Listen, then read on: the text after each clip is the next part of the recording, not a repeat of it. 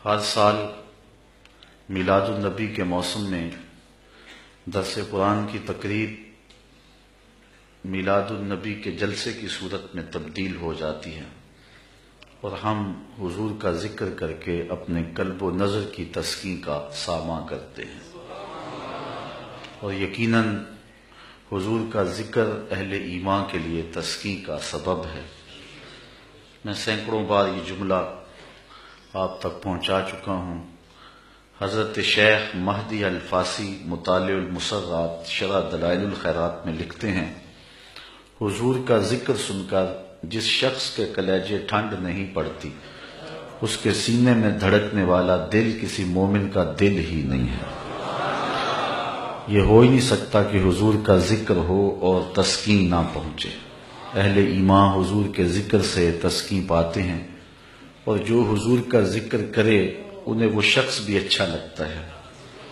اور مجھے آپ پر رشک آ رہا ہے کہ آپ سارا دن کام کاج میں مصروف رہتے ہیں اور ساری رات حضور کے نام کی مجالس میں شریک رہتے ہیں۔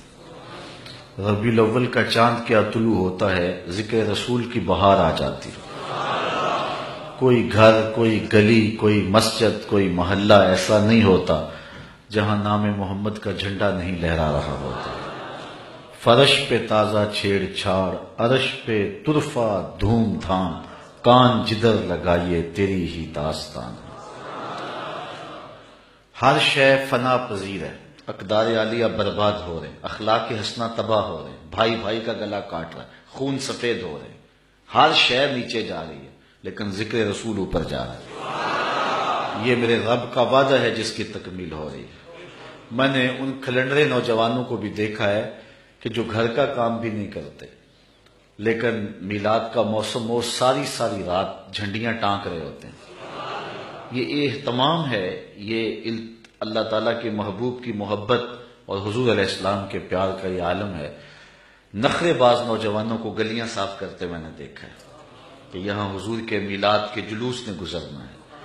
محبتوں کی یہ عظیم داستان اور پیار کا یہ خوبصورت انداز اہل ایمان کو نصیب ہوا ہے، اور وہ یقیناً حضور کے ذکر سے خوش ہوتے ہیں، بلکہ حضور کے ذکر سے تو میرا رب بھی خوش ہوتا ہے۔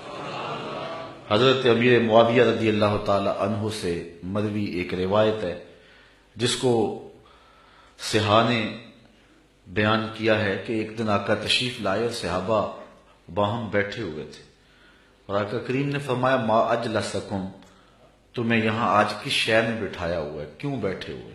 آپ سے بھی تو کوئی پوچھ سکتا ہے نا کہ موسم میں آج تغیر بھی ہے اور بوندا باندی کے امکان بھی ہیں، سردی کی ایک تازہ لہر بھی آئی، لیکن آپ سب کو چھوڑ چھاڑ کے یہاں کیوں آئے؟ تو آپ اس کو کوئی جواب تو دیں گے نا، یہی جواب دیں گے نا، خوشی ہے آمنہ کے لال کے تشریف لانے۔ تو صحابہ بیٹھے ہوئے تھے، آقا کریم نے فرمایا ما اجلسکم، یہاں آج تمہیں کس شے نے بٹھایا ہوا ہے؟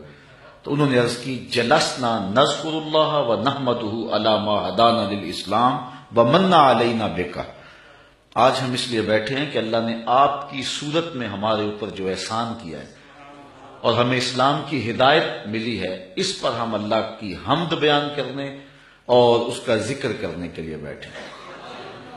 حضور نے فرمایا کہ صحابہ کیا تم اس بات پہ قسم اٹھا سکتے ہو کہ اسی لیے بیٹھے ہو؟